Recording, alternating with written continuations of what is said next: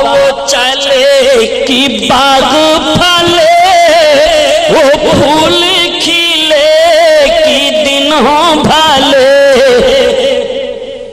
ये हुजूर मुफ्ती आज़म हिंद की वलादत के वक्त आला हजरत अजीमुल बरकत ने अर्ज किया। अब इस शेर का मतलब अलग होता है। लेवा के तले सना में खुले, रजा की ज़ुबान तुम्हारे लिए, तुम्हारे लिए, तुम्हारे लिए। आकाए करीम सल्लल्लाहु अलैहि वसल्लम की बारगाह में जब हम गुलामों की हाजिरी हो तो हम सब इस तरह से अर्ज करें, मेरे आका सल्लल्लाहु ताला अलैहि वसल्लम का अब करीमाना हाल देखो। सरकार अपना सर सजदा में रखेंगे, मेरे सरकार रब का सजदा क़यामत के मैदान में करेंगे। आपका सर करीम 7 दिन 7 रात सजदा में रहेगा।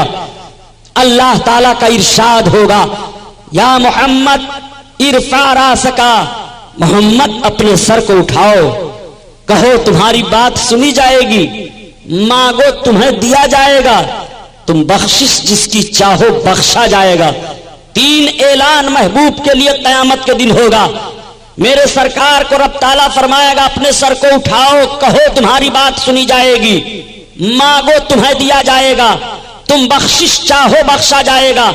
मेरे सरकार अब देखिए कहते क्या है रब की बारगाह में, मांगते क्या है रब की बारगाह में, और किसकी किसकी बख्शिश चाहते हैं रब की बारगाह में। मेरे सरकार अपने सरे करीम को सजदा से उठाएंगे, खुशी के आंसू जारी होंगे निगाहे नबूवत से। मेरे आका इरशाद फरमाएंगे, अब तुम्हें घबराने की जरूरत नहीं है, मग़फ़िरत की बशारत अता फरमाएंगे गुनहगारों को, पापियों को। तो गुनहगार पापी खाती बख्शिश की बशारत सुनने के बाद मुस्कुरा उठेंगे। आला हजरत अजीमुल बरकत इसी की तर्जमानी फरमाते हैं, पेश हक मुज़ूदा शफ़ाअत का सुनाते जाएंगे, और आप रोते जाएंगे, सबको हंसाते जाएंगे। अल्लाह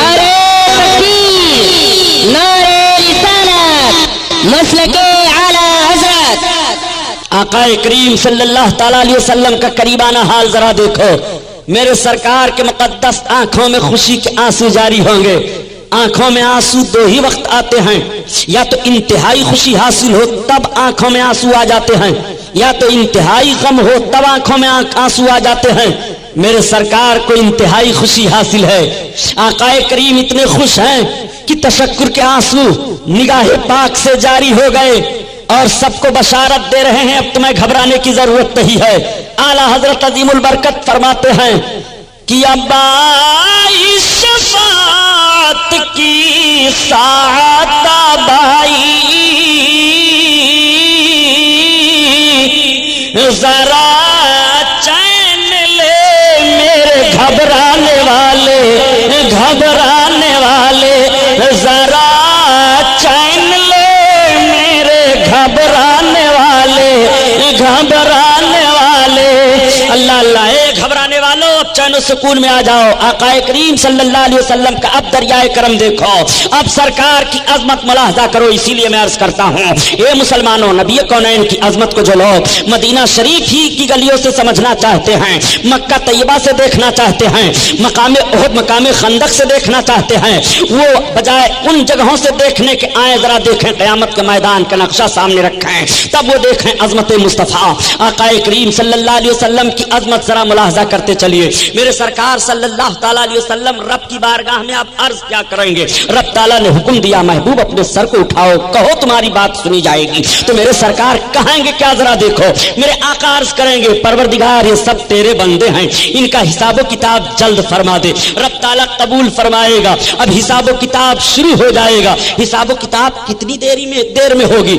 आओ जरा देखो, सिर्फ 6 घंटा के अंदर अंदर सारा हिसाबो किताब खत्म हो जाएगा। अल्लाहु अकबर। اکبر، اور کیسے کیسے لوگ بخش دیے جائیں گے۔ تو اعلیٰ حضرت عظیم البرکت کے والد گرامی علامہ نقی علی خان رحمۃ اللہ تعالی علیہ الکلام الاوضح فی تفسیر علم نشرح میں تحریر فرماتے ہیں کہ 4 ارب 90 کروڑ 77 لاکھ مومنین کی مغفرت بلا حساب و کتاب کر دی جائے گی۔ اللہ اللہ، اور صرف 6 گھنٹے کے اندر اندر سارا حساب و کتاب ختم کر دیا جائے گا۔ اب سوال یہ پیدا ہوتا ہے کہ جب 6 گھنٹے کے اندر اندر سارا حساب و کتاب ختم ہوگا تو مفتی واجد علی صاحب نے تو حدیث سنا دیا تھا کہ قیامت کا ایک دن 50,000 برس کا ہوگا، پھر یہ سارا وقت کس لیے ہوگا آخر؟ اللہ تعالیٰ کو تو علم ہے کہ میرا فلاں بندہ جنتی ہے، فلاں جہنمی ہے، فلاں کے پاس اتنی نیکیاں ہیں، فلاں کے پاس اتنی برائیاں ہیں، فلاں اتنی نیکیاں کرے گا، فلاں اتنی اچھائیاں کرے گا، جنتی کو جنت میں ڈال دے، جہنمی کو جہنم میں ڈال دے۔ کوئی احتجاج نہیں کر سکتا۔ یہ حساب و کتاب کی ضرورت کیا ہے؟ یہ ہنگامے محشر کی ضرورت کیا ہے؟ میزان کی ضرورت کیا ہے؟ پل صراط قائم کرنے کی ضرورت کیا ہے؟ یہ بھیڑ بھاڑ اکٹھا کرنے کی ضرورت کیا ہے؟ مقام محمود کی ضرورت کیا ہے؟ پھر سرکار کے یہ بخشوانے کی ضرورت کیا ہے؟ تو اعلیٰ حضرت عظیم البرکت کے بھائی استاد زمن علامہ حسن حدیث کی روشنی میں بیان دے رہے ہیں کہ یہ سارا وقت اظہار مصطفیٰ کی عظمت کے لیے ہوگا کہ فقط اتنا سبب ہے انعقاد بزم محشر کا کہ تیری شان محبوبی دکھائی جانے والی ہے۔ اللہ اکبر، یہ سارا کام آقا کی عظمت کے اظہار کے لیے ہوگا۔ یہ پل صراط آقا کی عظمت کے اظہار کے لیے ہے، یہ میزان آقا کی عظمت کے اظہار کے لیے ہے، یہ حساب و کتاب آقا کی عظمت کے اظہار کے لیے ہے، یہ مقام محمود آقا کی عظمت کے اظہار کے لیے ہے، یہ مقام شفاعت آقا کی عظمت کے اظہار کے لیے ہے۔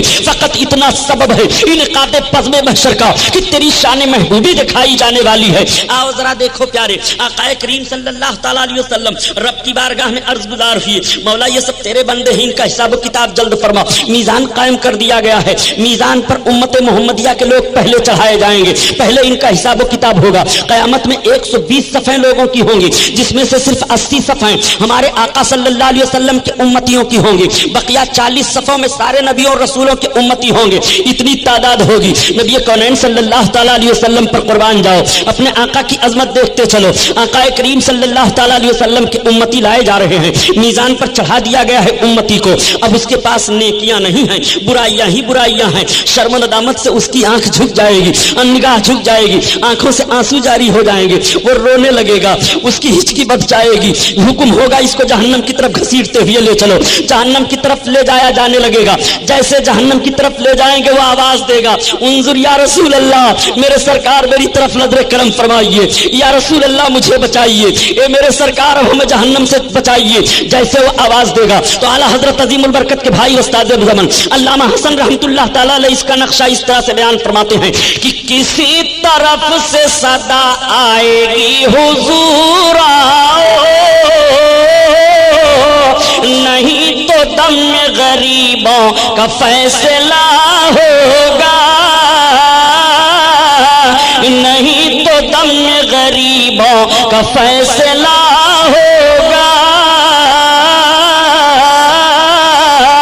اللہ اللہ، اب میرے سرکار صلی اللہ علیہ وسلم تشریف فرما ہوں گے۔ فرشتوں کیا بات ہے یا رسول اللہ، یہ آپ کا امتی ہے، اس کے پاس کوئی عمل نہیں ہے، میزان پر بھی چڑھایا گیا، یا رسول اللہ اس کے پاس نیکیاں نہیں ہیں۔ آقا کریم صلی اللہ تعالیٰ علیہ وسلم فرمائیں گے واپس کرو۔ اب فرشتے دیکھ رہے ہیں، حکم رب کا ہوا ہے جہنم کی طرف لے جاؤ، محبوب کا حکم ہو رہا ہے واپس کرو۔ اب فرشتے دیکھ رہے ہیں، تب تک غیب سے ندا آئے گی، اے میرے فرشتوں میرے محبوب کا کہا مانو، میرے محبوب کی اطاعت کرو۔ اللہ اللہ، اب میزان کی طرف پھر سے لے جایا جائے گا، اور میزان پر جیسے چڑھایا جائے گا تو اب نیکیاں ہی نیکیاں ہیں، برائیاں ختم ہو گئی۔ فرشتے حیران ہو کر کے عرض کریں گے یا رسول اللہ، ابھی جب میزان پر چڑھایا گیا تو اس کے پاس نیکیاں نہیں تھی، یا رسول اللہ یہ نیکیاں ہی نیکیاں کیسے آ گئی؟ تب تک ندا آئے گی، اے میرے فرشتوں میری رحمت کو یہ گوارا نہیں ہے کہ میرا محبوب میزان کے قریب کھڑا ہو کر کے قیام فرما ہو اور اس کے امتی کے اعمال تولے جا رہے ہوں، تو محبوب کے سامنے امتیوں کے برے اعمال دکھائے جائیں۔ میں نے اپنے محبوب کی عظمت کے اظہار کے لیے اس کے سارے بدعمالیوں کو نیکیوں میں بدل دیا۔ اللہ اکبر، اسی لیے کہا گیا ہے کہ کس لیے فکر کریں حشر کے دن کیا ہوگا، کیا ہوگا، سامنے ان کے جو کچھ ہوگا وہ اچھا ہوگا، اچھا ہوگا۔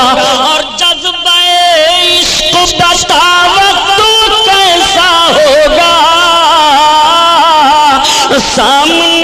जब मेरे महबूब का जलवा होगा, जलवा होगा, सामने जब मेरे महबूब का जलवा होगा, जलवा होगा।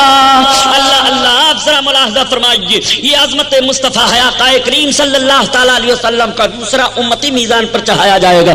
उम्मती के पास अमल नहीं है, उसके पास भी बुराइयां ही बुराइयां हैं, गुनाह का दफ्तर उसके सामने रख दिया जाएगा। ये देख तेरे गुनाह का दफ्तर है, ये देख तेरे काले काले कारनामे हैं जो तुमने दुनिया में किया था और सोचा था कि मेरे गुनाहों को कोई नहीं देख रहा है। ए खुदा के बंदो, गुनाहों को छोड़ दो। खुदा की कसम, जमीन के जिस हिस्सा पर तुम पाप कर रहे हो, कल क़यामत के दिन जमीन का यह हिस्सा गवाही देगा तुम्हारे खिलाफ। ए मेरे परवरदिगार, तेरे बंदे ने मुझ पर यह जुर्म किया है, मेरे ऊपर यह खता की है। तुम्हारे जिस्म के आधा बोल पड़ेंगे तुम्हारे खिलाफ। खताओं से तौबा कर लो, अपने गुनाहों से माफी मांग लो रब की बारगाह में। आओ जरा देखो, नबी कौनैन सल्लल्लाहु तआला अलैहि वसल्लम को फिर वो पुकारेगा, या रसूल अल्लाह, हमारे पास नेकियां नहीं है। ए मेरे सरकार, ए मेरे आका, अब हमारे काम आओ। मेरे सरकार सल्लल्लाहु तआला अलैहि वसल्लम तशरीफ फरमा होंगे, फरिश्तों से इरशाद फरमाएंगे, क्या है? अर्ज करेंगे, या रसूल अल्लाह, ये आपका उम्मती है, ये आपके उम्मती का अमलनामा है, मुलाहजा फरमाइए। ये इसके काले काले करतूत है, जरा देखिए, ये इसके अमाल है, मुलाहजा फरमाइए। मेरे आका सल्लल्लाहु अलैहि वसल्लम इरशाद फरमाएंगे, अल्लाह के फरिश्तों, इसको बंद करो। उसको वो बंद कर लेंगे। आला हजरत अजीमुल बरकत इसी की तर्जमानी फरमाते हैं कि दी है खुदा ने दामने महबूब को, और जुर्म खुलते जाएंगे, आका छुपाते जाएंगे, जुर्म खुलते जाएंगे, आका छुपाते जाएंगे। अल्लाह अल्लाह अल्लाहु अकबर, या रसूल अल्लाह, जिंदाबाद जिंदाबाद। अब रंगाया है इन लोगों को। अपने आका की अजमत को सुन लो। अजमत मुस्तफ़ा अगर आपके जहनो फिक्र में हो तो देवबंदी, वहाबी, सुहाबी, लहाबी, खहाबी सब कुछ नहीं। ये दुनिया की सबसे बड़ी बदमाश कौम है। अगर इनकी बदमाशियों को देखना हो तो सिर्फ इनकी एक बात मैं बताऊंगा आखिर में, आप ताज्जुब करोगे, ये कितनी बड़ी बदमाश जमात है। और भारत में मुसलमान खुश अकीदा जमात अहले सुन्नत जमात के लिए ये किस तरह से मनहूस साबित हुए हैं। मेरे दोस्तों, ये अजमत मुस्तफ़ा इसलिए बयान कर रहा हूं कि जरा देखो और आला हजरत को समझो। सरकार के आशिक हैं, उन्होंने अपने आका की अजमत को, सीरत को किस तरह से बयान किया। मेरे सरकार सल्लल्लाहु अलैहि वसल्लम का उम्मती फिर मीज़ान पर चढ़ाया गया। तौले जा रहे हैं अमाल, नेकियां नहीं है। जंजीरों में जकड़ दिया जाएगा, असीर कर लिया जाएगा, बंदी बना लिया जाएगा। लेकर के जैसे उसको चलेंगे, पुकारेगा, या रसूल अल्लाह उन्जुर हालना, मेरे सरकार देखो हमें, या रसूल अल्लाह। आप ही ने फरमाया था कि शफाअतिल अहलिल कबाइर मिन उम्मती, ये मेरे आका, मेरे सरकार अब मुझे बचाओ। मेरे आका सल्लल्लाहु तआला अलैहि वसल्लम तशरीफ फरमा होने लगेंगे। गुनहगार कहेगा फरिश्तों से, जरा ठहर जाओ, रुक जाओ। फरिश्ते कहेंगे क्यों? वो बोल पड़ेगा आला हजरत की जबान में, देखो, वो मुस्कुराते हम असीरों की तरह, और खिरमने सिया पर अब बिजली गिराते जाएंगे। अल्लाह के फरिश्ते वो देखो, सैयदुल मुरसलीन आ रहे हैं मुस्कुराते हुए, वो बशीर नजीर आ रहे हैं, वो मेरे सरकार आ रहे हैं। आका करीम सल्लल्लाहु अलैहि वसल्लम तब तक तशरीफ फरमा होंगे। अल्लाह के फरिश्तों क्या है? या रसूल अल्लाह, या आपका गुनहगार उम्मती है, इसके पास पाप ही पाप है, जंजीरों में जकड़ करके इसे जहन्नम में डाला जाएगा। इरशाद फरमाएंगे अल्लाह के फरिश्तों, इसके जंजीरों को खोल दो, इसकी कड़ियां तोड़ दो। आला हजरत अजीमुल बरकत इसी को बयान फरमाते हैं कि टूट जाएंगे गुनहगारों के फौरन कैदो बंद, और हश्र को खुल जाएगी ताकत रसूलुल्लाह की, हश्र को खुल जाएगी ताकत रसूलुल्लाह की। अल्लाह अल्लाह, आका करीम सल्लल्लाहु अलैहि वसल्लम की ताकत मुलाहजा करो। سرکار کی عظمت کو دیکھو، یہ قیامت کا میدان ہے۔ میرے آقا صلی اللہ تعالی علیہ وسلم اس طرح سے بخشش فرمائیں گے، میرے سرکار شفاعت کا دروازہ کھول دیں گے۔ آقا کریم صلی اللہ تعالی علیہ وسلم رب کی بارگاہ میں عرض کریں گے، مولا یہ گنہگار جماعت ہے، بخشش فرما۔ محبوب قبول کر لیا، پروردگار اس جماعت کی بخشش فرما دے۔ محبوب قبول کر لیا، محبوب رب کی بارگاہ میں عرض کرتے جا رہے ہیں، رب کی طرف سے اجابت ملتی چلی جا رہی ہے۔ آقا کریم صلی اللہ تعالی علیہ وسلم کے گنہگار امتی بخشے جا رہے ہیں۔ میرے آقا صلی اللہ تعالی علیہ وسلم کا فرمان عالی شان ہوگا، میری امت کے صدیقوں تم بھی شفاعت کرو۔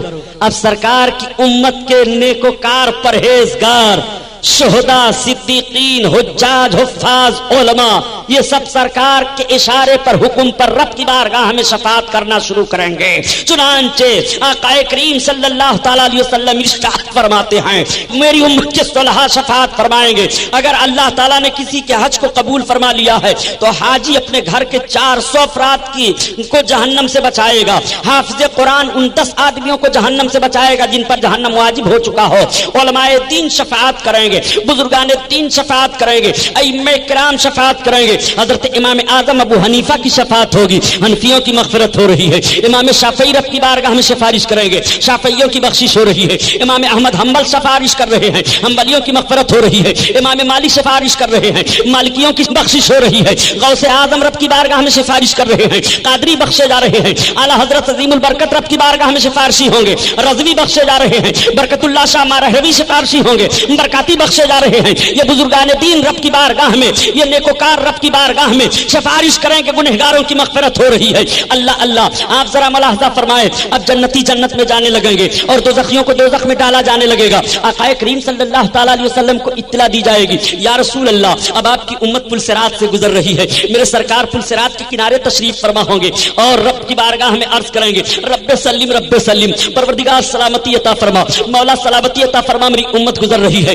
میری امت گزر رہی ہے۔ مسلمانوں ایسے رسول کا کلمہ پڑھ رہے ہو، میزان عمل پر تمہارے کام آ رہے ہیں، تپش محشر میں تمہارے کام آ رہے ہیں، حوض کوثر پر تمہارے کام آ رہے ہیں، پل صراط سے گزر رہے ہو تو تمہارے کام آ رہے ہیں۔ میرے آقا صلی اللہ تعالی علیہ وسلم رب کی بارگاہ میں سلامتی کی دعا مانگ رہے ہیں تو اعلیٰ حضرت عظیم البرکت فرماتے ہیں کہ جب میرے آقا صلی اللہ تعالی علیہ وسلم رب کی بارگاہ میں سلامتی کی دعا مانگ رہے ہوں اور ہم سب لوگوں کو اس وقت پل صراط سے گزرنا ہو تو ہمیں اب گھبرانے کی ضرورت نہیں ہے، ہمیں پریشان ہونے کی ضرورت نہیں ہے، بلکہ اب ایسے ماحول میں جب ہم گزریں گے پل صراط سے تو ہمارے گزرنے کی کیفیت اس طرح سے ہوگی کہ رضا پل سے اب وجد کرتے گزریے، رضا پل سے اب وجد کرتے گزریے کہ ہے رب سلیم صدائے محمد، صدائے محمد۔ اللہ اللہ، آقا کریم صلی اللہ تعالی علیہ وسلم تشریف فرما ہوں گے۔ ایک بات اور عرض کرتا چلو پیارے، میرے سرکار تو پل صراط کے کنارے قیام فرما ہوں گے، آقا کا حکم ہوگا جبریل امین کو بھی اطلاع دے دو۔ حضرت جبریل کو کیوں اطلاع دی جائے گی، ذرا اس کو بھی دیکھو۔ میرے سرکار جب معراج شریف میں تشریف لے گئے تھے، حضرت ام ہانی کے گھر سے چلنے لگے تھے تو شوخی کر دیا تھا براق سواری۔ آقا کریم صلی اللہ تعالی علیہ وسلم سوار ہونے لگے تو براق شوخی کرنے لگا، مچلنے لگا۔ حضرت جبریل نے کہا براق ٹھہر، تو نہیں سمجھتا ہے یہ امام الانبیاء ہیں، تب تک براق بول پڑتا ہے یہ سید الملائکہ جبریل امین، میں جان رہا ہوں یہ سید المرسلین ہے، میرے آقا ہیں، میں گستاخی کی بنیاد پر شوخی نہیں کر رہا ہوں بلکہ میرا مچلنا اس لیے ہے کہ جیسے آج میرے سرکار میرے اوپر سوار ہو کر کے خدا کے قرب میں چل رہے ہیں، ایسے قیامت کے میدان میں میرے سرکار جب قیامت کے میدان سے تشریف لائیں جنت میں تو مجھی پر سوار ہو کر کے تشریف لائیں۔ آج میں سرکار کی بارگاہ میں یہ بھیک مانگ رہا ہوں، میری تمنا ہے آپ سرکار سے کہہ دیجئے۔ تب تک حضرت جبریل عرض کرتے ہیں یا رسول اللہ آپ سن رہے ہیں براق کیا کہہ رہا ہے؟ اب ذرا ملاحظہ فرما، براق خود بھی تو سرکار سے عرض کر سکتا تھا لیکن درمیان میں حضرت جبریل کا واسطہ بنا رہا ہے اور حضرت جبریل سے کہہ رہا ہے اے سید الملائکہ آپ کہہ دیجئے سرکار سے کہ کل قیامت کے میدان میں بھی میرے آقا مجھے کو سواری ہونے کا شرف بخش دے۔ تو اللہ کے رسول صلی اللہ علیہ وسلم سے حضرت جبریل عرض کرتے ہیں یا رسول اللہ سن رہے ہیں آپ براق کیا کہہ رہا ہے؟ آقا نے فرمایا ہاں جبریل میں نے سن لیا، جبریل اس سے کہہ دو کہ قیامت کے دن میں اسی پر سوار ہو کر کے جنت میں جاؤں گا، اس کی یہ بھی تمنا پوری کر دی جا رہی ہے۔ تو اعلیٰ حضرت عظیم البرکت फरमाते हैं, अरे ये नबी का वो दरबार है कि नबी की बारगाह में फरियाद बुराकी बुराक बन रहा है फरियादी, तो उसकी फरियाद सुनी जा रही है। चिड़िया फरियादी बन रही है तो उनकी फरियादें सुनी जा रही है। हिरन फरियादी बन रही है तो उसकी फरियाद सुनी जा रही है। ऊंट फरियादी बन रहा है तो उसकी फरियाद सुनी जा रही है। अरे तू तो उम्मते मोहम्मदिया है, तू सरकार की बारगाह में फरियादी बन करके अपने नबी को पुकारेगा तो तेरी फरियाद क्यों नहीं सुनी जाएगी? आकाए करीम सल्लल्लाहु अलैहि वसल्लम की बारगाह में आला हजरत अजीमुल बरकत इसी की तर्जमानी फरमाते हैं कि फरियाद उम्मती जो करे हाल जार में, मुमकिन नहीं कि खैर बशर को खबर न हो, खबर न हो, मुमकिन नहीं कि खैर बशर को खबर न हो, खबर न हो। अल्लाह अल्लाह। आकाए करीम सल्लल्लाहु तआला अलैहि वसल्लम जब हजरत उम्महानी के घर से और बुराक पर सवार होकर के हजरत जिब्रील अलैहिस्सलातु तस्लीम जहां ठहरते हैं सिदरा के मकाम पर पहुंचे, और जब सिदरा से आका तशरीफ ले जाने लगे तो हजरत जिब्रील से फरमाते हैं, जिब्रील तुम्हारी भी कोई तमन्ना है? तो हजरत जिब्रील अर्ज करते हैं, हाँ या रसूल अल्लाह, मेरी भी एक तमन्ना है। मेरी तमन्ना तो यह है कि आप जब उम्महानी के घर से चलने लगे थे तो बुराक ने यह तमन्ना की थी कि आप कयामत के मैदान में उसी को सवारी का शरफ बख्शें और जन्नत में तशरीफ ले चलाएं। मगर मेरी तमन्ना यह है कि कयामत के मैदान में पुलसिरात से जब आपकी उम्मत गुजरे तो मैं अपना पर फर्श बना दूं आपकी उम्मत के लिए। ये मेरी तमन्ना है। अल्लाह अल्लाह। अब आज उम्मत मोहम्मदिया पुलसिरात से गुजर रही है तो आला हजरत अजीमुल बरकत फरमाते हैं, अहले सिरात रूहे अनी को खबर करें और जाती है उम्मत नबवी फर्श पर करें, फर्श पर करें। जिब्रील अमीन को इत्तला दी जाए। हजरत जिब्रील अमीन तशरीफ फरमा हो रहे हैं। मैं आपसे पूछना चाहता हूं, कभी आपने गौर किया वो सईदुल मलाइका हजरत जिब्रील अमीन जो अपने पर को आपके लिए फर्श बना रहे हैं, उम्मत मोहम्मदिया के लोग पुलसिरात से इस शान से गुजर जाएंगे, किसके सदका में है? नबी कौनैन सल्लल्लाहु अलैहि वसल्लम के सदका में। ऐसे रसूल का कलमा पढ़ रहे हो प्यारे, कि ऐसे रसूल का कलमा पढ़ रहे हो कि जिसको कोई इख्तियार नहीं है, जो अपनी बेटी फातिमा को भी जन्नत नहीं दिला सकते हैं, जो मर करके मिट्टी में मिल गए हैं, ऐसे नबी का कलमा पढ़ रहे हो। जो एक मामूली इंसान थे, ऐसे नबी का कलमा पढ़ रहे हो। जिनकी ताजीम बड़े भाई किसी करनी चाहिए, ऐसे नबी का कलमा पढ़ रहे हो। जिनको दीवार के पीछे का इल्म नहीं है, यही जुर्म है इमाम अहमद रजा खान का। ऐसे मुजरिमों को पकड़ करके कौम के सामने पेश किया था और बता दिया था ये रसूलुल्लाह सल्लल्लाहु अलैहि वसल्लम की शान में गुस्ताखी करने वाले हैं। ऐसे मुजरिमों के कराइन से तुम्हें दूर रहना है, ऐसे मुजरिमों के कुर्ब से तुम्हें भागना है। ए मुसलमानों, एहसान है हिंदुस्तान की सरजमीन पर इमाम अहमद रजा खान फाज़िल बरेलवी रज़ी अल्लाह ताला अन्हु मुजद्दिद आज़म का। इन्होंने बर्रे सगीर के मुसलमानों के ईमान की हिफाजत की है और इन डकैतों के चेहरे से नकाब हटा करके इनके चेहरे को सामने कर दिया है। ये रसूलुल्लाह सल्लल्लाहु अलैहि वसल्लम की शान में गुस्ताखियां करने वाले हैं, ये नबी की अजमत को खिलवाड़ बनाने वाले लोग हैं, ये इस्लाम और ईमान से हाथ धो बैठे हैं। इनके पीछे नहीं चलना है, इनके आगे आगे तुम्हें भाग करके जाना है और अपने ईमान की हिफाजत करनी है। तुम्हें अपने बुजुर्गों की चौखटों से लिपटे रहना है ताकि तुम्हारे ईमान की हिफाजत होती रहे। आला हजरत पर इल्जाम लगाया जाता है कि इमाम अहमद रजा खान ने हिंदुस्तान की सरजमीन पर मुसलमानों को काफिर बना डाला है। नादान काफिर बनाना तू समझता भी है किसी को कहते हैं। इमाम अहमद रजा खान ने तो इतनी एहतियात की है, इतनी एहतियात की है। अल्लाह अल्लाह। आला हजरत अजीमुल बरकत तो इतना एहतियात फरमा रहे हैं कि शफाअत की अहादीस बयान फरमाते हैं ऐसे ऐसे मुजरिमों के लिए। इतने बड़े बड़े पापी हैं, जब भी रसूलुल्लाह सल्लल्लाहु तआला अलैहि वसल्लम की शफाअत के मुस्तहिक हैं। हजरत इमाम अहमद रजा ने कलमा पढ़ने वाले को काफिर नहीं कहा है। फिर तुम कह दोगे कि तो इतनी नमाजें बड़े बड़े मौलवी लोग पढ़ते हैं, इतना कलमा बड़े बड़े मौलवी लोग पढ़ते हैं, इन सबको कैसे काफिर कह दिया गया? प्यारे एक बात और मैं बता दूं, पहले एक दौर ऐसा था कि जब मेरे सरकार ने ऐलान किया कलमा पढ़ो, जो लोग कलमा पढ़े ईमान ले आए, सहीहुल अकीदा मुसलमान हैं, सहाबी हैं, वो सबके सब बख्शे जाएंगे। जब नमाज फर्ज हो गई तो अब नमाज भी पढ़ें। अगर कोई कहे कि मैं सिर्फ कलमा पढ़ता हूं, नमाज पढ़ने की कोई जरूरत नहीं है, तो इस्लाम में नहीं रह जाएगा, काफिर करार दे दिया जाएगा। अगर कोई कहे कि मैं कलमा भी पढ़ता हूं, नमाज भी पढ़ता हूं, मगर मैं रोजा नहीं रखूंगा, तब भी वो काफिर हो जाएगा। अगर वो कहे मैं कलमा पढ़ता हूं, नमाज पढ़ता हूं, रोजा रखूंगा, मगर मैं ज़कात नहीं दूंगा, तब भी काफिर हो जाएगा। अगर वो कहे मैं ज़कात दूंगा, रोजा रखूंगा, नमाज पढ़ूंगा, कलमा पढ़ूंगा, लेकिन मैं कुरान नहीं मानता हूं, तो काफिर हो जाएगा। अगर वो کہے کہ میں یہ سب کروں گا لیکن میں حج نہیں مانتا ہوں، نہ کروں گا، تو کافر ہو جائے گا۔ اب آپ سے میں پوچھنا چاہتا ہوں، مسلمان تو کلمہ ہی پڑھ کر کے ہوتا ہے، لیکن نماز کا اگر انکار کر دے، روزے کا اگر انکار کر دے، حج و زکات کا اگر انکار کر دے، ان فرائض کا انکار کر دے تو کافر ہو جائے گا۔ میں آپ سے پوچھنا چاہتا ہوں، نجد کی بدماش اولادوں، فرائض کا انکار کیا جائے تو کافر ہو جائے گا، اور اگر عظمت مصطفیٰ کا انکار کیا جائے تو کیا کافر نہیں ہوگا؟ کلمہ پڑھتے ہوئے، کلمہ پڑھتے ہوئے اگر عظمت مصطفیٰ کا انکاری ہے تو 1000 بار کلمہ پڑھتا رہے، اس کا کلمہ اس کے منہ پر مار دیا جائے گا، اس کا کلمہ اس کا پڑھنا کام نہیں آئے گا۔ عظمت مصطفیٰ کے ساتھ جب کلمہ پڑھے گا تب اسے کافر نہیں قرار دیا جائے گا، اور اگر عظمت مصطفیٰ نکال کر کلمہ پڑھ رہا ہے تو نماز روزہ کرتا رہے، وہ عظمت مصطفیٰ کا منکر ہے تو قطعاً مومن کہا ہی نہیں جائے گا۔ میں بتا دوں ایک حدیث کے حوالہ سے، ابریز شریف ایک کتاب ہے تصوف میں، ابریز شریف میں یہ حدیث ہے جو اللہ کے رسول صلی اللہ علیہ وسلم کے سامنے صحابہ کرام نے ایک جوان کا ذکر کیا، عرض کیا یا رسول اللہ، ہم میں ایک جوان ہے جو بہت نماز پڑھتا ہے، بڑا نیکوکار ہے، بڑا عمل والا ہے۔ صحابہ تعریف کر رہے تھے، تب تک وہ جوان سرکار کے سامنے آ گیا۔ جیسے سرکار کے سامنے وہ جوان پہنچا تو صحابہ نے عرض کیا یا رسول اللہ، یہی جوان ہے جس کی تعریف ہم کر رہے تھے۔ میرے آقا نے اس کی طرف دیکھا، اس نے سرکار کو سلام کیا۔ آقا ارشاد فرماتے ہیں، کیا تو اپنے دل میں یہ نہیں سوچ رہا ہے ابھی ابھی کہ یہاں تجھ سے کوئی اچھا نہیں ہے؟ اس جوان نے کہا ہاں یا رسول اللہ، میں اپنے دل میں سوچ رہا ہوں۔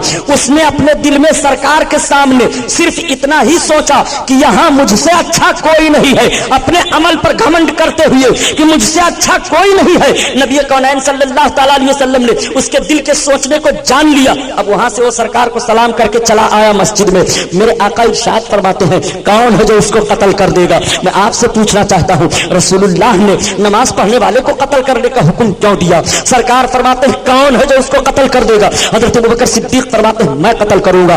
چنانچہ حضرت ابوبکر صدیق گئے، فوراً واپس آ جاتے ہیں، ان کی نگاہ دیکھ رہی ہے کہ وہ تو نماز کی نیت باندھ چکا ہے۔ حضرت ابوبکر اپنے دل میں سوچنے لگے، علماء بیان فرماتے ہیں کہ نبی نماز پڑھنے والے کو قتل کا حکم کیسے دیں گے؟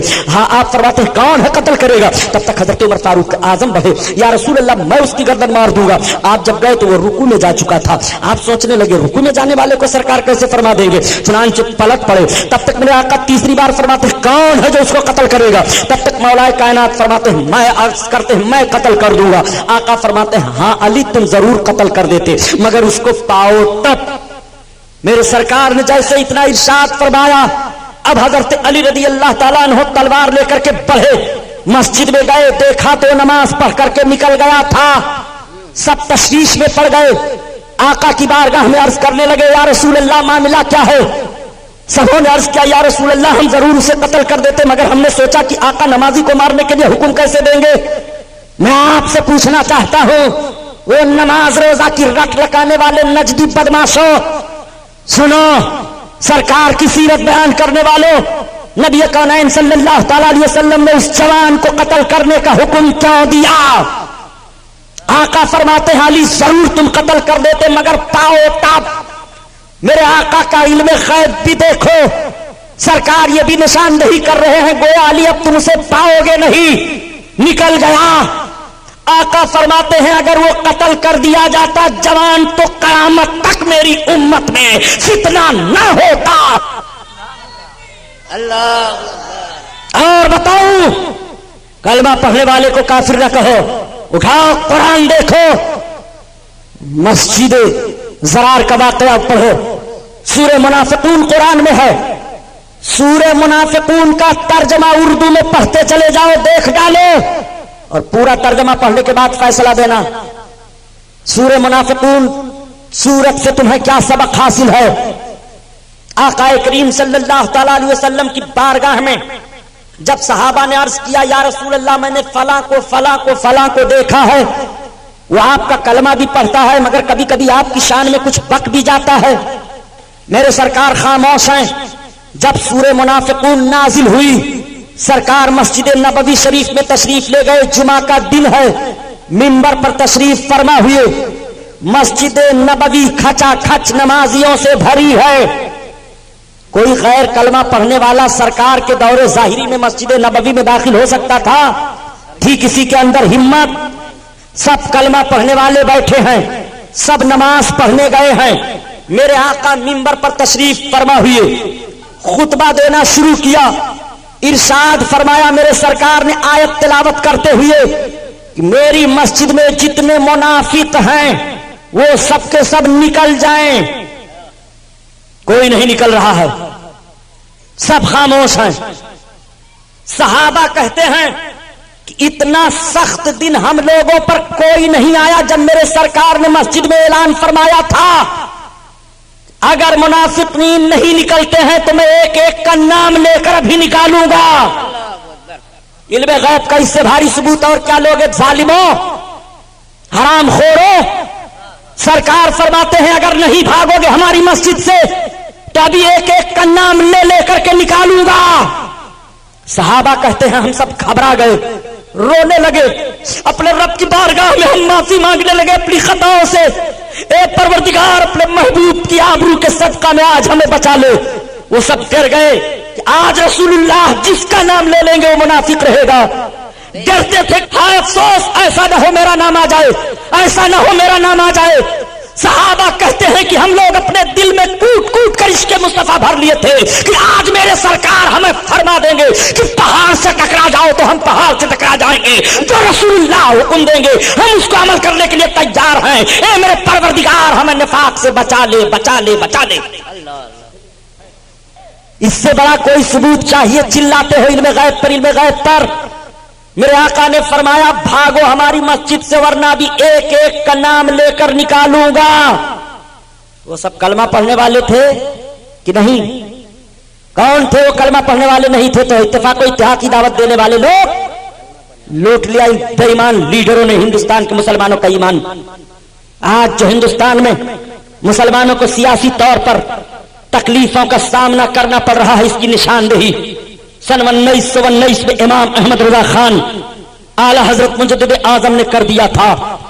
جب یہی قوم کے لیڈر یہ مسٹر ابوالکلام، یہ مسٹر جناح، یہ مسٹر گاندھی، مولانا محمد علی جوہر، مولانا شوکت علی، عبدالباری فرنگی محلی، عبدالماجد دریابادی، یہ سب کے سب لوگ جب سیاسی پلیٹ فارم پر ایک ہو کر کے اور یہ ذہن و فکر دے رہے تھے کہ ہندوستان سے انگریزوں کو بھگایا جائے تو اعلیٰ حضرت عظیم البرکت ذہن و فکر دے رہے تھے کہ مسلمانوں کو متحد ہو کر کے ہندوستان میں اسلامی دشمن جتنی طاقتیں ہیں سب کا مقابلہ کیا جائے ورنہ ایک طاقت کا مقابلہ کر کے بھگا دیا جائے گا. کل یہی دوسری طاقت ہمارے لیے سوانح روح بن جائے گی اور مسلمانوں کا قتل عام ہوگا بھارت کی سرزمین پر. وہی آج ہو رہا ہے جو امام احمد رضا خان نے سن 1919 میں کہہ دیا تھا. نعرہ تکبیر، نعرہ رسالت، مسلک اعلی حضرت علماء اہل سنت، جشن امام احمد رضا.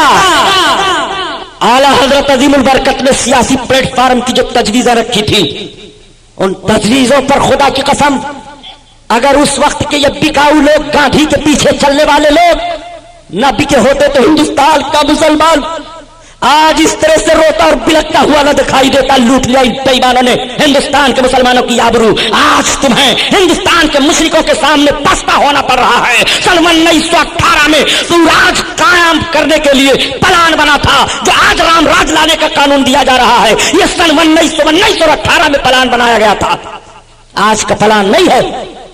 آپ کو معلوم ہے آج خوشی کا معاملہ جب آتا ہے تو 3 سے 2 کا ملزم اتنا سخت قرار نہیں دیا جاتا ہے. اگر کسی کے ہاتھ سے کسی گائے کی جان چلی گئی جو سزا اس کو دی جاتی ہے. معلوم ہے کیسے یہ پلان بنا تھا؟ اعلیٰ حضرت عظیم البرکت اپنے زمینداری کے گاؤں بدائن شریف کے قریب کرتولی میں تھے. وہاں پہنچ گئے تھے لوگ فتویٰ پوچھنے کے لیے. مولانا صاحب آپ کیا کہتے ہیں ہندوستان میں گائے کی قربانی واجب ہے، ضروری ہے؟ کیا ضروری ہے یہاں گائے کی قربانی کی جائے؟ اعلیٰ حضرت عظیم البرکت نے بھانپ لیا. سرکار اعلیٰ حضرت عظیم البرکت نے ارشاد فرمایا یہ تو مسلمانوں پر بڑا زبردست حملہ ہے.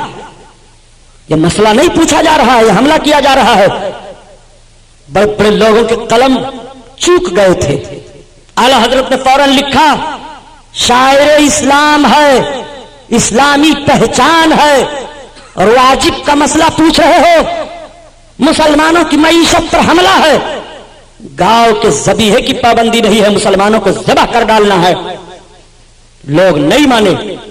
اعلیٰ حضرت کا فتویٰ الگ رکھ دیا گیا، بکاؤ لوگوں کا فتویٰ الگ ہوا اور ہندو مسلم اتحاد کمیٹی بنا کر کے یہ قانون پاس کر دیا گیا.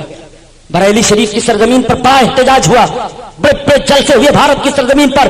اسی جماعت رضائے مصطفیٰ کے تحت جو جماعت یہاں کے نوجوانوں نے اپنائی ہے اور جو فارمولہ ان جوانوں نے لیا ہے, یہی وہ جماعت تھی جب اعلیٰ حضرت نے قائم کیا تھا. اس کے سارے مقاصد رکھے گئے تھے. مسلمانوں کو کن کن پریشانیوں میں نہیں جھونکا گیا ہے. گاؤں کا معاملہ سامنے آپ کے آیا. آج قانون وہی ہے. لوگوں نے کہا ہم رام راج لائیں گے, اس کے تعلق سے 1919 میں بحث ہوئی. گو کشی کا معاملہ سامنے آیا. گاندھی جیسے لوگ کہہ رہے تھے کہ مسلمانوں کو چاہیے کہ ہندوستان سے چلے جائیں, ہجرت کر جائیں, ان کو دقتوں کا سامنا کرنا پڑ رہا ہے. اعلیٰ حضرت عظیم البرکت نے فرمایا تھا ہجرت کا فتویٰ دینے والے تم کون ہو؟ ہندوستان کی سرزمین پر تم سے زیادہ ہمارا حق ہے.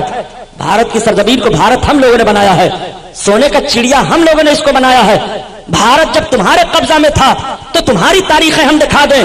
تم سگی بہنوں کے ساتھ شادیاں کی جا رہی تھی, کنیاؤں کی آبرو لوٹی جا رہی تھی, ان کو مارا جا رہا تھا, دیوستھانوں پر ان کی بھیٹ چڑھائی جا رہی تھی. بھارت کی سرزمین پر عورت اور مرد کو دوش بدوش جینے کا حق مذہب اسلام کے قانون نے دیا ہے. ہندوستان کو سونے کا چڑیا بنانے والے ہم ہیں. بھارت کی سرزمین سے مسلمان ہجرت کر کے نہیں جائے گا, یہی پیدا ہوا ہے, یہی مرے گا. اس ملک کی حفاظت کرے گا, اپنے ایمان کی حفاظت کرے گا.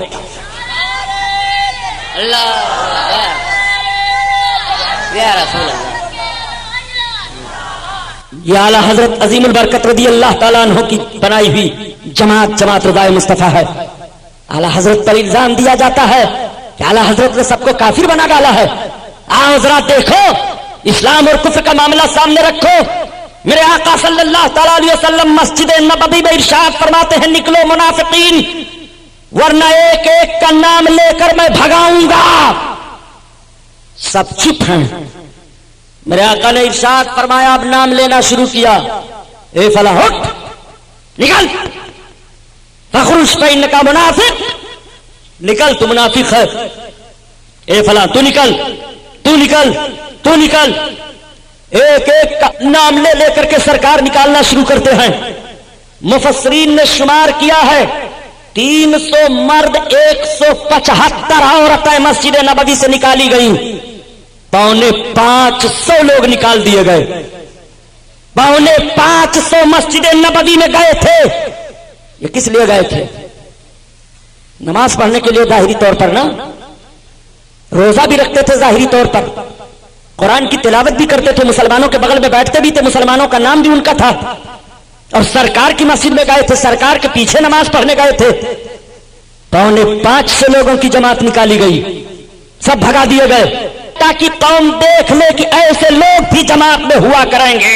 یہ لوگ منافق ہیں, زبان سے کچھ کہتے ہیں, دل میں کچھ رہتے ہیں. اگر ایسی جماعت ملے تو یہ ایمان والے نہیں رہیں گے, یہ بے ایمان رہیں گے. ان کو قرآن نے اپنی زبان میں منافق کہا ہے. یہ منافقین کی جماعت ہے.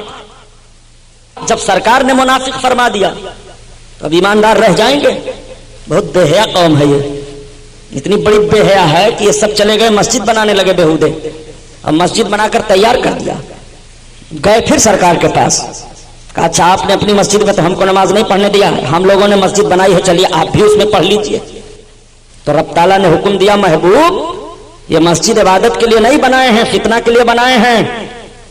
میرے سرکار نے ایک صحابی کو بلایا اور کہا تم ایک اور لے لو. 2 صحابیوں کو حکم دیا, کہا جاؤ پھونکو, جاؤ جلاؤ. جلا دیا گیا. اس کا نام مسجد زرار ہے, جس کا ذکر قرآن میں آیا ہے. مسجد زرار کو پھکوایا اللہ کے رسول نے مدینہ طیبہ میں, جس جگہ پر ان منافقوں نے مسجد بنائی تھی سرکار کے خلاف, اور سرکار نے پھکوا دیا تھا, ٹھیک اسی جگہ پر سعودی عربیہ نے مسجد بنائی ہے, اور بنانے کے بعد اس کا نام مسجد نور رکھا ہے. یہیں سے اس کے بے ایمان اور ایماندار ہونے کی علامت ظاہر ہو جاتی ہے کہ اگر یہ بے ایمان حکومت نہ ہوتی تو نبی نے جس جگہ پر جلوا دی مسجد بنانے سے, وہ جگہ چھوڑ دی جاتی کہ جب میرے آقا نے اس جگہ پر جلوا دیا مسجد بنانے سے تو اس جگہ پر ہم مسجد نہیں بنائیں گے, نہیں بنائیں گے. یہ جگہ رسول اللہ کو پسند نہیں ہے, اور جب رسول کو پسند نہیں ہے تو اللہ کو پسند نہیں ہے. مگر اس ظالم حکومت نے مسجد بنا کر کے اس کا نام مسجد نور رکھا. کتنی تاریخیں آپ کے سامنے رکھی جائیں. نہ کہیے, آپ لوگ کافر کہہ ڈالتے ہیں کلمہ پڑھنے والوں کو. ایسے بغیر عشق مصطفیٰ کے کلمہ پڑھنے والوں کو قرآن نے کافر کہا ہے, ہم نہیں کہہ رہے ہیں, اعلیٰ حضرت نہیں کہہ رہے ہیں. اللہ کے رسول نے کافر کہا ہے، ہم وہی دوہرا رہے ہیں۔ قرآن نے کافر کہا ہے، ہم وہی دوہرا رہے ہیں۔ کلمہ پڑھنے والوں کو اور کس نے قتل کیا؟ کلمہ پڑھنے والے کو قتل کرنا جائز ہے؟ تو مفتی صاحب سے فتویٰ آپ لیجئے کہ کلمہ پڑھنے والے کو قتل کرنا جائز ہے، تو مفتی صاحب فوراً فتوے کا رخ بدل دیں گے۔ کیسا کلمہ پڑھنے والا؟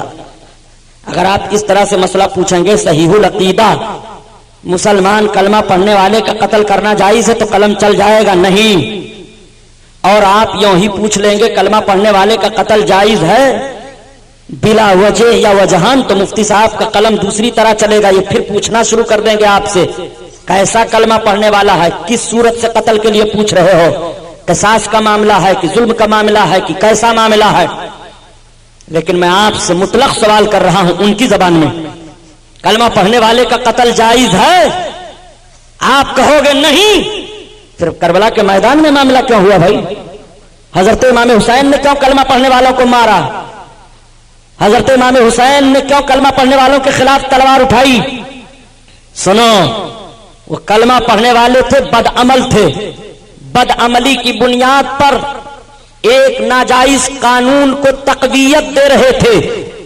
امام حسین رضی اللہ تعالیٰ عنہ کی تلوار اٹھی کہ اب چاہے سر رہے نہ رہے، بد عمل لوگ بد عملی کی بنیاد پر کسی بد عمل کو تقویت دے مسلمانوں کا کہ وہ امیر ہو جائے، میں اس کو منظور نہیں کرتا ہوں۔ ان بد عملوں کے خلاف امام علی مقام کی تلوار چلتی رہی، اور بد عقیدوں کے خلاف امام علی مقام کے باپ حضرت علی کی تلوار چلتی رہی۔ خارجیوں کو حضرت علی نے مارا ہے، اور بد عمل یزیدیوں کو امام حسین نے مارا ہے، اور دونوں نے بتا دیا ہے کہ مومن صالح کی صلح نہ بد عمل سے ہو سکتی ہے نہ بد عقیدہ سے ہو سکتی ہے۔ اگر وہ علی کا جوہر دکھانا چاہتا ہے تو اسے خارجیوں کی طرح سے تلوار اٹھانی پڑے گی کہ جیسے خارجیوں کو علی نے مارا تھا، ایسے تمہیں اسلام کے مخالفین کے خلاف تلوار اٹھانی پڑے گی، اور حسینی ہونے کا دم بھرتا ہے عملی دنیا میں آنے کے بعد امام حسین کا کردار ادا کرنا پڑے گا۔ اعلیٰ حضرت نے کتنا اہم کام انجام دیا ہے۔ جماعت رضائے مصطفیٰ کیوں تشکیل دی گئی تھی؟ یہ لوگ تو سیاسی بنیاد پر لیڈر بن رہے تھے، کانگریس پارٹی بنا رہے تھے، فلاں پارٹی بنا رہے تھے، فلاں پارٹی بنا رہے تھے، سب ایک ہو جاؤ، انگریزوں کو بھگاؤ، چاہے اسلام کا سودا کرنا پڑے، چاہے ایمان کا سودا کرنا پڑے، چاہے یہ نعرہ لگانا پڑے کہ ہندو مسلم سکھ عیسائی سب آپس میں ہیں بھائی بھائی، چاہے جیسا نعرہ لگانا پڑے، چاہے مسجد میں ان کو لا کر کے نعرہ لگوانا پڑے، چاہے مندر میں خود جا کر کے نعرہ لگانا پڑے۔ یہ وطن کی حفاظت کر رہے تھے، امام احمد رضا قوم کی حفاظت کر رہے تھے، امام احمد رضا مذہب اسلام پر عمل کرنے والے مومنین کی حفاظت کر رہے تھے۔ جماعت رضائے مصطفیٰ بنانے کا مقصد یہ نہیں تھا کہ مجھے دلی کا لال قلعہ حاصل ہو جائے، بلکہ جماعت رضائے مصطفیٰ بنانے کا مقصد یہ تھا کہ نظام الدین محبوب الہی کی چوکھٹ پر تمہارا سر سلامت رہے، اس لیے ہم یہ جماعت بنا رہے ہیں۔ ان کے جماعت بنانے کا مقصد یہ تھا کہ دلی کے لال قلعہ پر ہمارے اقتدار کا جھنڈا لہرائے، اور امام احمد رضا خان جو جماعت بنا رہے تھے کہ مسلمانوں کے ایمان و عقیدے کی حفاظت ہوتی رہے، ایمان و عقیدہ محفوظ ہے تو ملک محفوظ رہے گا، وطن محفوظ رہے گا، گھر محفوظ رہے گا، اور ایمان و عقیدہ سلامت رہی ہے تو ملک کی سلامتی سے تمہارا کوئی فائدہ نہیں ہوگا۔ امام احمد رضا کی فکر یہ تھی، اس نوعیت پر اس جماعت کی تاریخ مرتب کی گئی تھی، اور ضرورت ہے ہندوستان میں اگر آبرومندانہ جیون بتانا چاہتے ہو تو اعلیٰ حضرت عظیم البرکت کے مشن کو اپنانا پڑے گا۔ میں عرض کر رہا تھا، میری آخری بات سن لو، آقا کریم صلی اللہ تعالی علیہ وسلم کا قریبانہ حال، میرے سرکار پل صراط کے کنارے رب سلم کی دعا مانگ رہے ہیں، امتی جنت میں جا رہے ہیں۔ مسلمانوں، سرکار کا تو اتنا کرم ہوگا، اتنا کرم ہوگا، میرے آقا ڈھونڈ ڈھونڈ کر ایک ایک پاپیوں کو خاطیوں کو بخشوائیں گے، نکالیں گے، اللہ کے رسول کرم فرمائیں گے۔ جب سرکار کا یہ کرم دیکھیں گے تو کچھ پرہیزگار بول پڑیں گے، اے فلاں گناہگار ذرا سن تو، تھوڑا سا گناہ ہم کو دے دے، ہماری نیکی لے لے۔ وہ چونک پڑے گا، ارے آپ ہم سے گناہ مانگ رہے ہیں، اپنی نیکی دے رہے ہیں، ابھی تو کوئی کسی سے منہ ملانے کے لیے تیار نہیں تھا، اور آپ اپنی نیکی ہم کو دے کر ہمارا گناہ مانگ رہے ہیں۔ ہاں ہاں، تم تھوڑا سا گناہ مجھے دے دو، میری نیکی لے لو۔ آخر ایسا کیوں؟ तो वो परहेजगार बोल पड़ेगा, मैं अपने आका सल्लल्लाहु ताला अलैहि वसल्लम की शफाअत से जन्नत में जाना चाहता हूं। मेरे सरकार गुनहगारों को जन्नत में भेज रहे हैं, थोड़ा सा गुनाह मुझे भी दे दे ताकि सरकार के वसीले से मैं जन्नत में चला जाऊं। आला हजरत अजीमुल बरकत इसी की तर्जमानी फरमाते हैं कि क्या ही ज़ौक़-फ़ोज़ा शफाअत है तुम्हारी वाह वाह, और कर्ज लेती है गुनाह परहेजगारी वाह वाह, कर्ज लेती है गुनाह परहेजगारी वाह वाह। अल्लाह अल्लाह मेरे आका सल्लल्लाहु ताला अलैहि वसल्लम सबकी बख्शिश कराएंगे ढूंढ ढूंढ करके एक एक उम्मतियों को। आका ने इरशाद फरमाया कि मुझे बड़ी फिक्र थी अपनी उम्मत के बारे में, लेकिन जब ये आयत करीमा नाजिल हुई रब ताला ने इरशाद फरमाया वला सौफा युतीका रब्बुका फतरदा, ए महबूबन करीब तुम्हारा रब तुम्हें इतना देगा कि राजी हो जाओगे। तो आका फरमाते हैं अब मेरी फिक्र दूर हो गई, मैं जब तक अपने एक एक उम्मती को कयामत के मैदान में बख्शवा नहीं लूंगा तब तक राजी नहीं होऊंगा। यहाँ राजी होने से यह मतलब नहीं माज़ अल्लाह कि अल्लाह के हबीब अपने रब से नाराज है, नहीं नहीं, बल्कि राजी होने का मतलब खुशी का दुबाला होना, खुशी का बहुत ज्यादा हो जाना। आका फरमाते हैं जब तक मेरी खुशी दुबाला नहीं होगी, जब तक मैं अपने एक एक उम्मतियों की बख्शिश नहीं करा लूंगा। और रब फरमाता है महबूब तुम्हें मैं खुश कर दूंगा। आका अर्ज करते हैं जब तक अपने एक एक उम्मतियों को नहीं बख्शवा लूंगा मौला मैं राजी नहीं होऊंगा। अल्लाह ताला इरशाद फरमाएगा क़यामत के दिन, आका इरशाद फरमाते हैं कि मैं जब सारे जन्नतियों को जन्नत में भेज दूंगा, शफाअत कर करके सबको जन्नत में भेज दूंगा, तो मेरा रब मुझे पुकारेगा हत्ता युनादीनी रब्बी या रदीता या मोहम्मद, मेरा रब पुकारेगा ए मोहम्मद क्या तुम अब राजी हो गए हो? तो मैं अर्ज करूंगा फाकुलो यो रब्बी रदीतो, तो मैं अर्ज करूंगा हाँ हाँ मेरे परवरदिगार अब मैं राजी हो गया।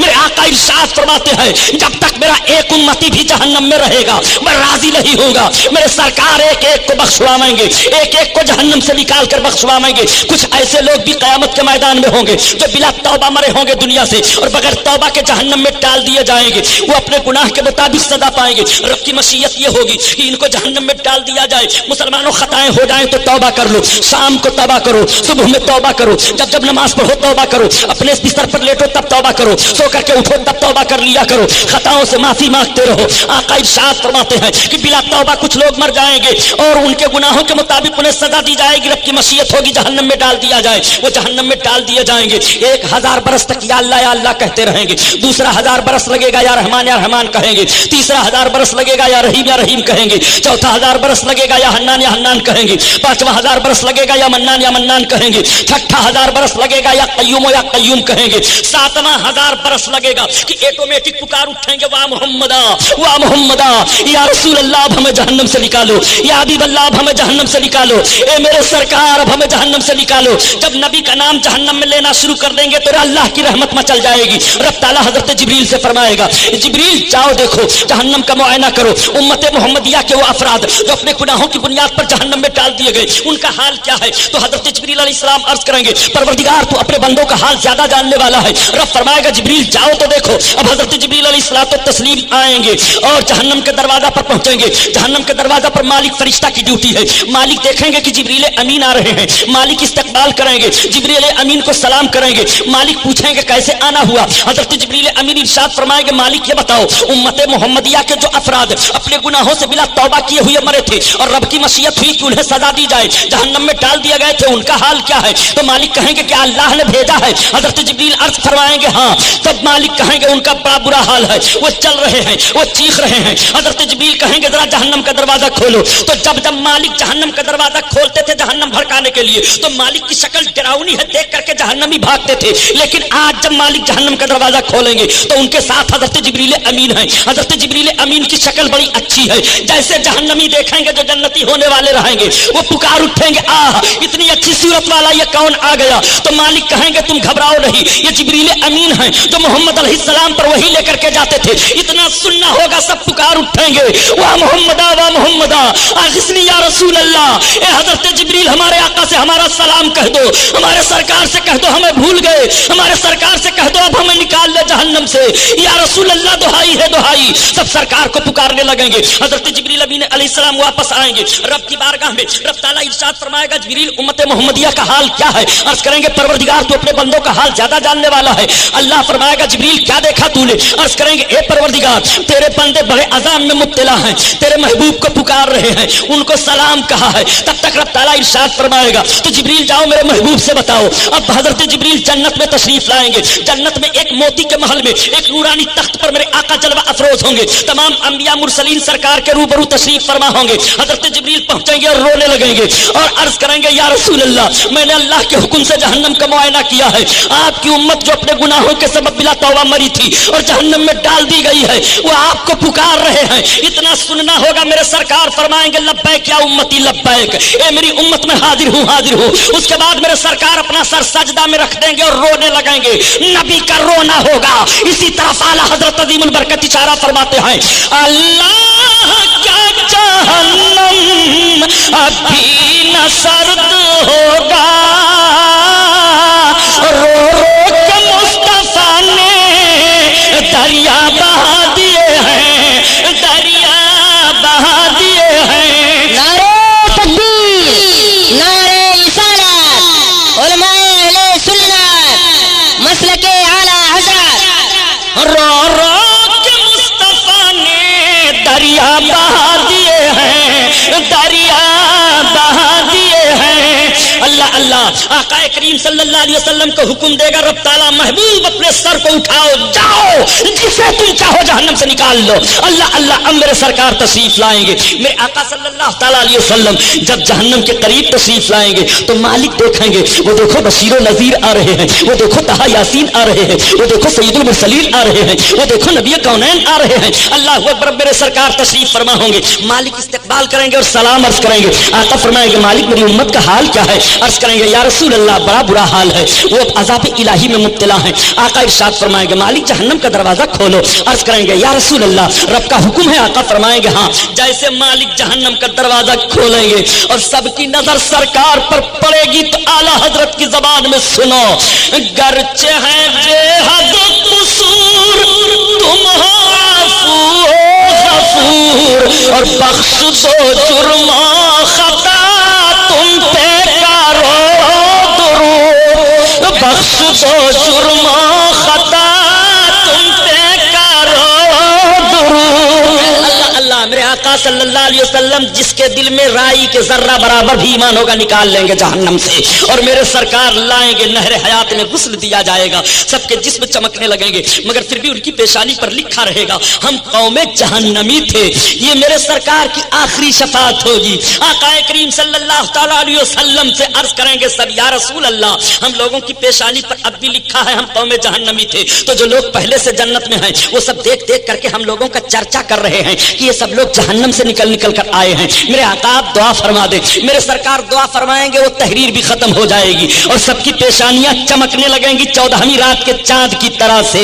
अल्लाह अल्लाह, ये कैफियत होगी। इसीलिए तो आला हजरत अजीमुल बरकत फरमाते हैं, ए मर्द मोमिन, तू ऐसे रसूल का कलमा पढ़ रहा है कि आज अगर तुम मुल्क का गद्दार बन जा तो तुझे देशद्रोही करार दे दिया जाता है। अगर बेटा बाप की नाफरमानी करे तो जायदाद से आग कर दिया जाता है। अगर उस्ताद की नाफरमानी शागिर्द करे तो शागिर्दी से निकाल दिया जाता है। अगर पीर की नाफरमानी मुरीद करे तो मुरीदी से निकाल दिया जाता है।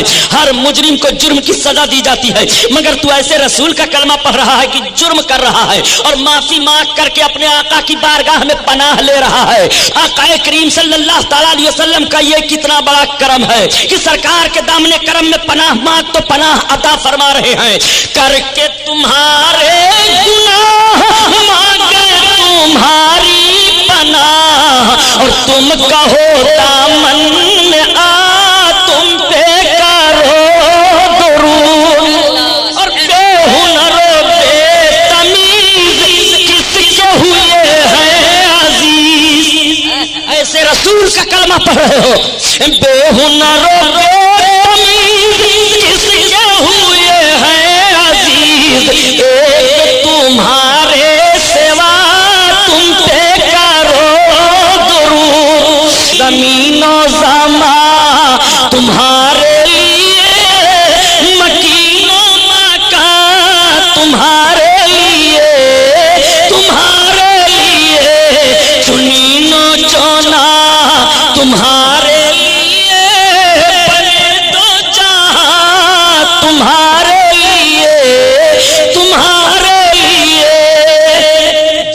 رضائے مصطفیٰ زندہ باد، جشن امام احمد رضا پائندہ باد، وما علینا الا البلاغ۔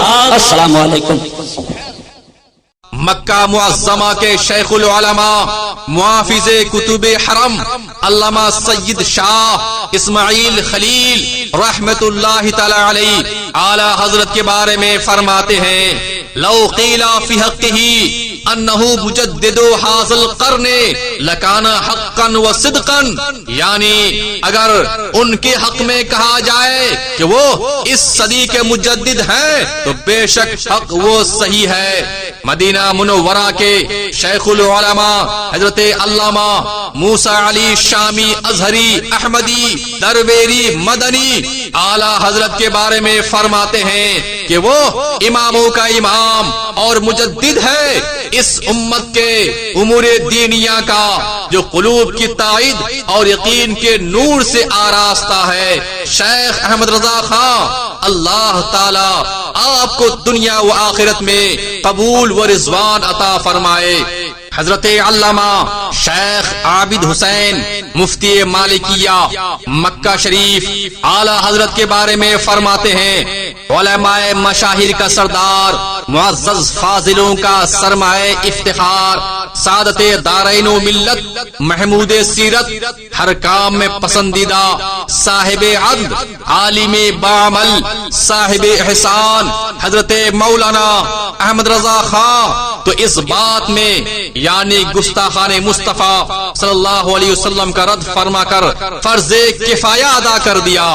شیخ سعید بن سید محمد الغزی شیخ الدلائل مدینہ شریف فرماتے ہیں، جب شک و شبہ کی اندھیری رات چھا جاتی ہے تو وہ اپنے علم کے آسمان سے 14ویں کا چاند چمکاتا ہے۔ اس طرح نسلاً بعد نسل علماء کاملین و ناقدین کے ہاتھوں شریعت مطہرہ تغیر و تبدل سے محفوظ رہی، اور ان جلیل القدر علماء میں سے زیادہ سمجھ اور عظیم علم رکھنے والے حضرت مولانا احمد رضا خان ہیں۔